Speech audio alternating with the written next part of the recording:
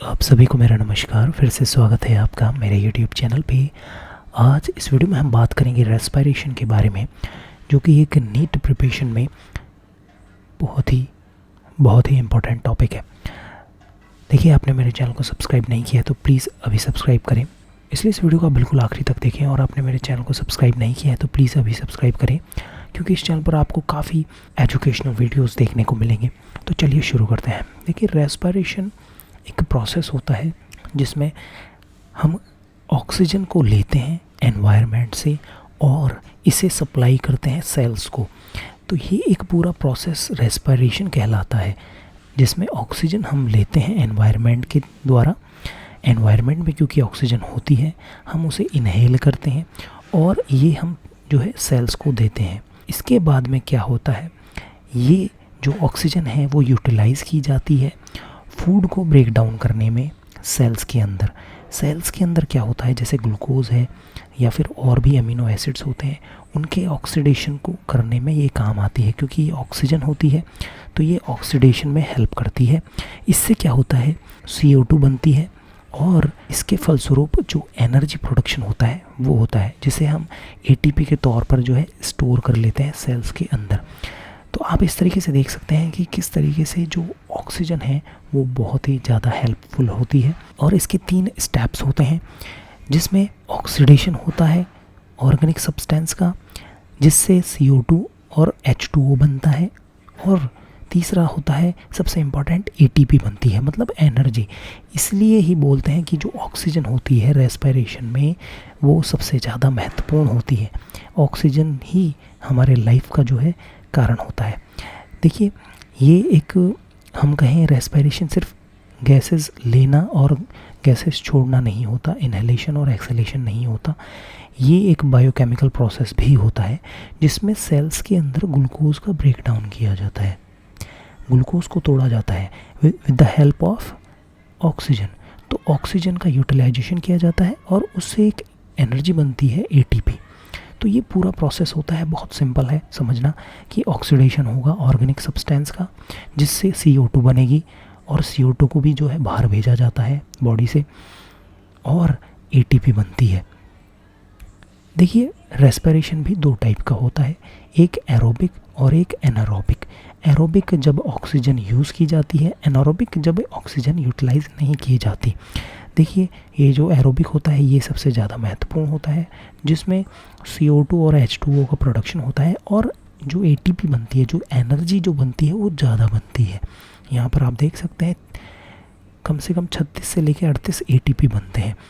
और aerobic respiration की बात करें तो उसमें ऑक्सीजन नहीं यूटिलाइज़ की जाती, या फिर हम कहें कि जब सेल्स को ऑक्सीजन नहीं मिलती तब एनारोबिक जो है रेस्पिरेशन होता है। और लैक्टिक एसिड इससे बनता है, या फिर एथेनॉल, और साथ के साथ CO2 तो बनता ही है। और इसमें सिर्फ और सिर्फ 2 ATP जो है एनर्जी बनती है। एन मतलब कि नहीं बनना, और aerobic means air means oxygen. इस तरीके से आप याद कर सकते हैं इसे।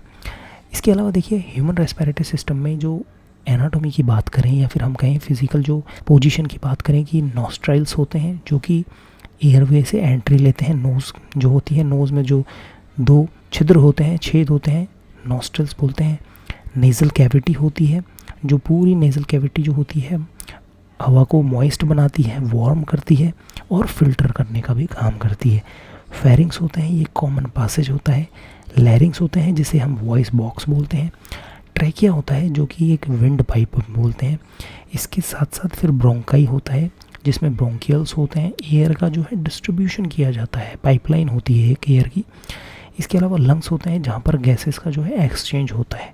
और एल्वेलाई होता है, थिन वॉल्ड एयर सैक्स होते हैं, जैसे छोटे छोटे बलून होते हैं जो गैसेस का जो एक्सचेंज करने में काम आते हैं।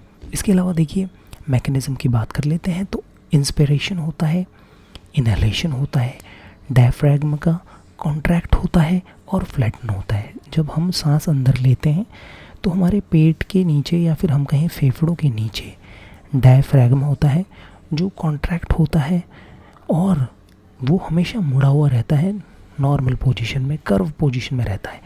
लेकिन जब हम इंस्पिरेशन करते हैं तो वो फ्लैटन हो जाता है, सीधा हो जाता है और हवा को अंदर खींचता है।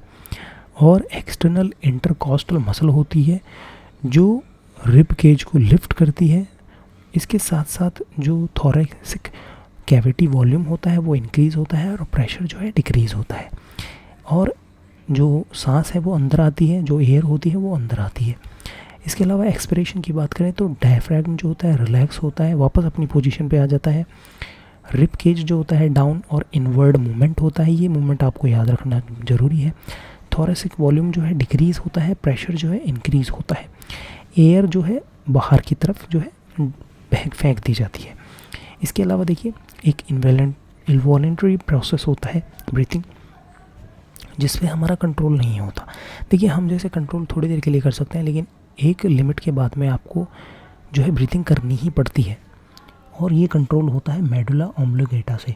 देखिए ब्रेन से ही सारा जो है कंट्रोल होता है, तो मेडुला ऑब्लोंगेटा से जो है, और पोन्स होता है ब्रेन स्टेम में, वहाँ पर ये जो है प्रोसेस होता है।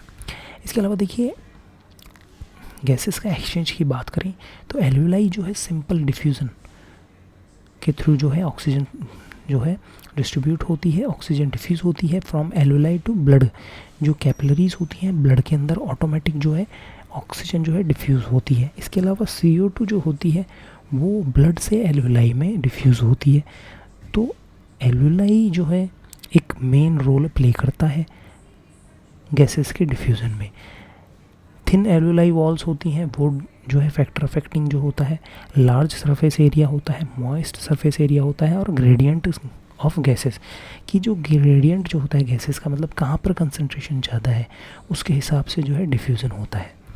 इसके अलावा देखिए ट्रांसपोर्टेशन ऑफ गैसेस की बात करें तो ऑक्सीजन जो है 98.5% जो है हीमोग्लोबिन से बाइंड होती है, एंड ये जो है फॉर्म करती है ऑक्सीजन हीमोग्लोबिन, ठीक है।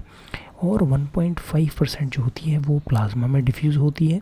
इसके साथ साथ जो कार्बन डाइऑक्साइड होती है वो बाइकार्बोनेट आयंस के साथ में बाइंड होती है 70%, और 25% के करीब हीमोग्लोबिन से बाइंड होती है, जिसे कार्बामिनो हीमोग्लोबिन भी बोला जाता है। इसके अलावा प्लाज्मा से भी ये डिफ्यूज़ होती है CO2। देखिए ये जो कार्बनिक एनहाइड्रेज एंजाइम होता है ये हेल्प करता है CO2 का HCO3 कन्वर्जन में, जो कि RBC के अंदर होता है। ये आपको याद करने की ज़रूरत है, MCQs में आ सकता है। इसके अलावा देखिए जो रेस्पिरेटरी वॉल्यूम्स की हम बात करें तो तरह तरह के वॉल्यूम्स होते हैं, जैसे टाइडल वॉल्यूम होता है, जो नॉर्मल ब्रीथिंग जब हम करते हैं इन एंड आउट,